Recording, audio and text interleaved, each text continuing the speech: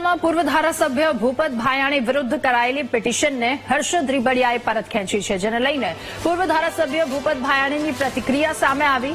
એમણે હર્ષદ રીબડિયાના પગલાને આવકાર્યું છે, તો આગામી સમયમાં શીર્ષ નેતૃત્વ વિશ્વાસ મૂકશે તો સિનિયર લોકો સાથે મળી કામ કરી ચૂંટણી લડવાની તૈયારી તેમણે દર્શાવી છે. તો વિસ્તારના વિકાસ માટે સતત કામ કરતા રહેવાની વાત તેમના દ્વારા કરવામાં આવી.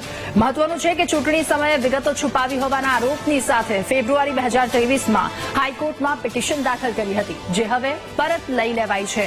બીજી તરફ હર્ષદ રીબડિયાનું પણ નિવેદન સામે આવ્યું. વિસ્તારને ધારાસભ્ય વિહોણો ન રાખવા માટે તેમણે પિટિશન પાછી ખેંચી હોવાની વાત કરી છે.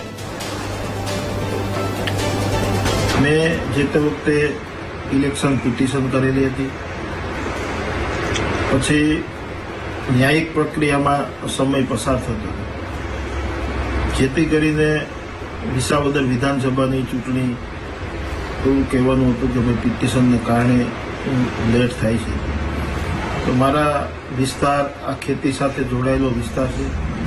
મારા છેવાડાનો ગરીબ માણસને ધારાસભ્ય વિહોણું કેમ રાખવું, એટલા મેં મારા અંતરાત્માથી મને નક્કી કર્યું કે હું મારી પિટિશન પાછી ખેંચી લઉં અને ચૂંટણીનો માર્ગ મોકળો થાય. અમારા પૂર્વ ધારાસભ્ય અને મારા વડીલ માનનીય શ્રી હર્ષદભાઈ રીબડિયાએ જે હાઈકોર્ટમાં પિટિશન કરેલ હતી, ઇલેક્શન પિટિશન, તો એમણે એ પિટિશન પરત ખેંચી અને એક ચૂંટણીનો માર્ગ મોકળો કર્યો છે. તો હર્ષદભાઈના આ નિર્ણયને હું આવકારું છું અને એમને અભિનંદન પણ આપું છું કે આપણા વિસ્તારમાં લોકોને પ્રતિનિધિ મળે અને આપણા અટવાયેલા આપણા વિસ્તારના સિંચાઈના કામો છે, રોડ રસ્તાના કામો છે, ખેડૂતોને લગતા કે શ્રમિકોને લગતા ઘણા બધા એવા મુદ્દાઓ છે કે જે આપણે સોલ્વ કરવા પડે એમ છે.